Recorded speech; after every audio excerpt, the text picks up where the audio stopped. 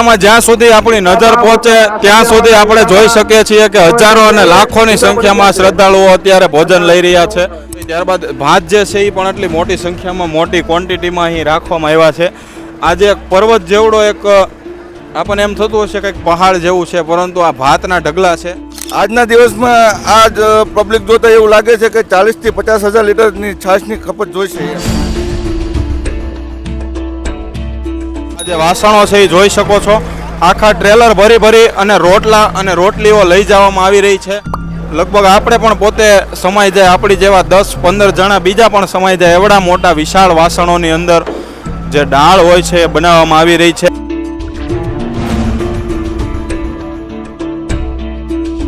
અત્યારે જે પચ્છેગામ ઉત્સવ છે એમનો કોઠાર રૂમ જે છે એ આપણે આ વિડીયોમાં જોઈ શકીએ છીએ।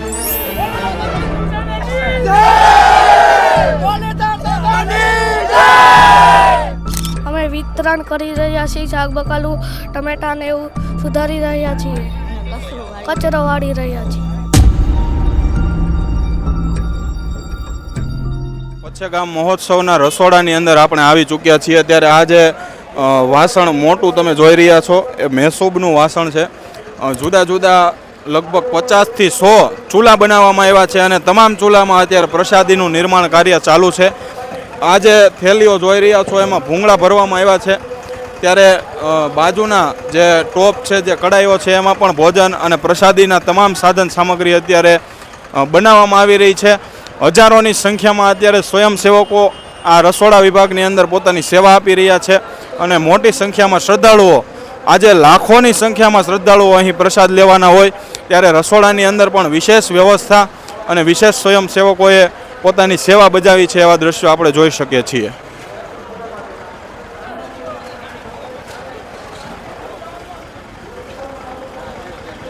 અત્યારે જે પચ્છેગામ ઉત્સવ છે એમનો કોઠાર રૂમ જે છે એ આપણે આ વિડીયોમાં જોઈ શકીએ છીએ।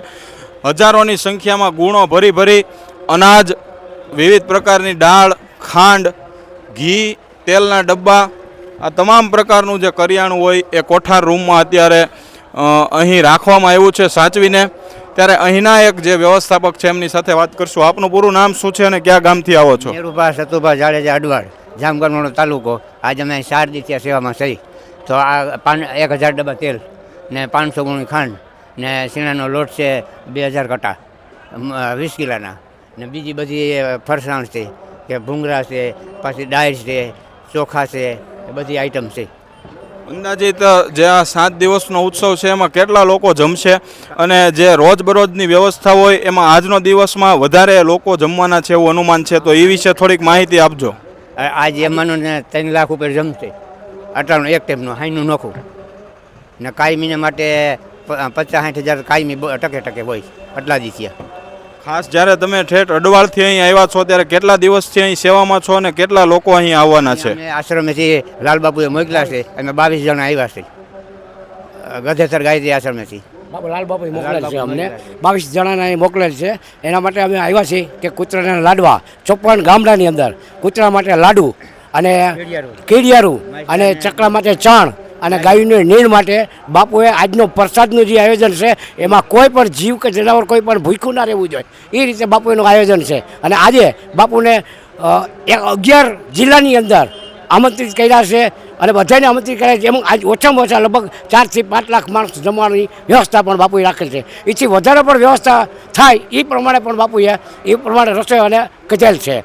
કોઈ પણ જીવ છે ને કોઈ ભૂખ્યો ના રહેવો જોઈએ અને એના માટે બધી વસ્તુ બની ગઈ છે। આજ પહેલાં જીવ જે છે, પક્ષી છે, બરાબર છે, જનાવર છે, પછી માછલીઓ છે, એના બધા માટે જે પહેલાં પ્રસાદ દીધો છે તે પછી અહીંયા આપણા જે સેવકો બધા એવા છે એના માટે પ્રસાદની વ્યવસ્થા આજની માટે એમને કરેલ છે। મિત્રો અત્યારે જે તપેલા નહીં પરંતુ ટ્રેક્ટર ભરી ભરી અને રોટલી લઈ જવામાં આવી રહી છે। આ ટ્રેક્ટરનું તમે આ જે વાસણો છે એ જોઈ શકો છો, આખા ટ્રેલર ભરી ભરી અને રોટલા અને રોટલીઓ લઈ જવામાં આવી રહી છે। ત્યારે એમની ઉપરથી જ આપણે અંદાજો લગાડી શકીએ છીએ કે કેટલા શ્રદ્ધાળુઓ આજે ભોજન લેવાના છે। ખાસ જુદા જુદા ગામોમાંથી અત્યારે સ્વયંસેવકો અહીં જે રોટલી અને રોટલા હોય છે એમનું કટિંગનું કામ કરી રહ્યા છે અને તે ભરી ભરી અને સ્વયંસેવકો એમને ભોજનશાળા સુધી પહોંચાડવાની સેવા કરી રહ્યા છે। ખાસ તો અત્યારે જે માનવ શ્રમ છે એ પણ ટૂંકો પડતો હોય ત્યારે અહીં અત્યાધુનિક સુવિધાવાળા મશીનો વિકસાવવામાં આવ્યા છે, જેમાં એક સાથે રોટલીનો જે લોટ છે એ મોટા જથ્થામાં મોટી ક્વોન્ટિટીમાં બની શકે છે અને એક સાથે રોટલીઓ વધારે ક્વોન્ટિટીમાં બનાવવા માટે ખાસ અહીં મશીનોને પણ વિકસાવવામાં આવ્યા છે અને મોટી સંખ્યામાં અત્યારે રોટલીઓનો લોટ બંધાઈ અને તૈયાર થઈ રહ્યો હોય એવું આપણે સૌ જોઈ રહ્યા છીએ. મિત્રો અત્યારે મારી આજુબાજુમાં જે ટોપ 4 કોર આવડા વાસણ કે એમાં લગભગ આપણે પણ પોતે સમાઈ જાય, આપણી જેવા 10-15 જણા બીજા પણ સમાઈ જાય એવડા મોટા વિશાળ વાસણોની અંદર જે દાળ હોય છે એ બનાવવામાં આવી રહી છે. એક સાથે બે તરફથી જે મોટા તવીથા હોય એમના દ્વારા એ દાળને હલાવવામાં આવી રહી છે. એ વાસણની અને ચૂલાની તમે સાઇઝ જોઈ અને સમજી શકો છો કે કેટલા જથ્થામાં દાળ બની રહી છે. લગભગ એક ટોપમાંથી હજારો શ્રદ્ધાળુઓને આમાંથી દાળ પીરસાવવાની છે. ત્યારે આપણે અહીંના એક સ્વયંસેવક સાથે વાતચીત કરશું. તમારું પૂરું નામ શું છે અને કયા ગામથી તમે આવ્યા છો? કરદેજથી આવ્યા છે ઘનશ્યામભાઈ. એ રીતે આપણે દાળની ક્વોન્ટિટી જોઈને આવ્યા, એ જ ક્વોન્ટિટીમાં અત્યારે શાક અત્યારે બનીને તૈયાર થઈ ગયું છે. રીંગણા બટેટાનું જે મિક્સ સબ્જીનું શાક છે એ તૈયાર થઈ ગયું છે અને જેમ બીજી બધી વસ્તુઓ તપેલા અને ટ્રેક્ટરના ટેલર ભરી ભરી અને સારવામાં આવી રહી છે, એવી જ રીતે શાક પણ જે છે એ પણ અત્યારે ટ્રેલર ભરી ભરી અને સારવામાં આવી રહ્યું છે. આખા જે ટ્રેક્ટર હોય છે એના ટ્રેલરમાં સમાડી અને શાક જે છે એ સ્વયંસેવકો સુધી પહોંચાડવામાં આવી રહ્યું છે. આપણે દાળ, શાક અને રોટલી આ બધી વસ્તુ જોઈ, ત્યારબાદ ભાત જે છે એ પણ એટલી મોટી સંખ્યામાં મોટી ક્વોન્ટિટીમાં અહીં રાખવામાં આવ્યા છે.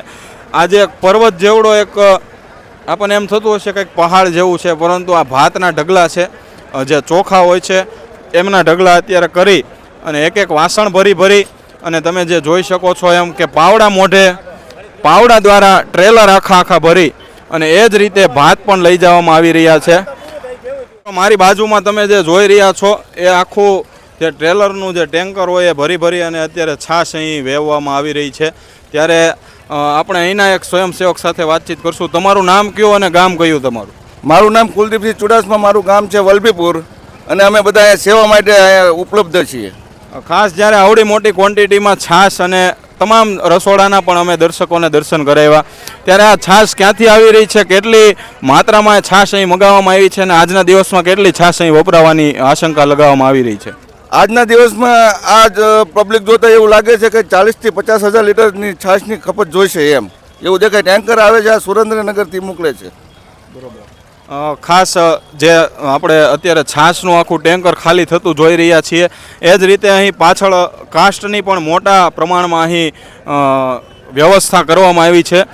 જે તમે વિડીયોમાં જોયું હશે કે ગોહિલવાડના લગભગ મોટા ભાગના ગામોમાંથી ટ્રેક્ટર ભરી ભરી અને કાસ્ટ મંગાવવામાં આવ્યું હતું.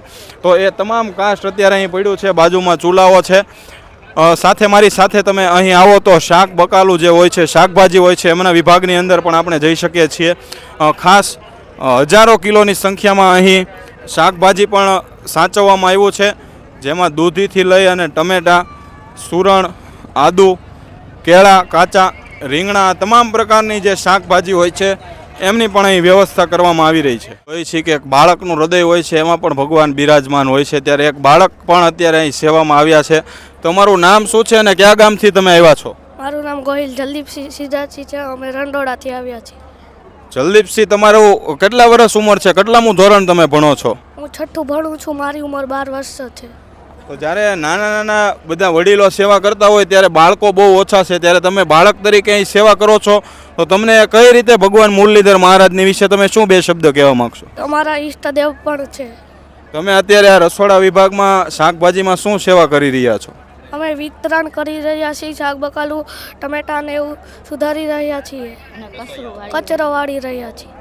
શાકભાજીમાં અહીંયા શું લાવ્યા છે? ફુલેવા, દૂધી, ટમેટા, મરચાં, રીંગણા, સુરણ, આદુ વગેરે.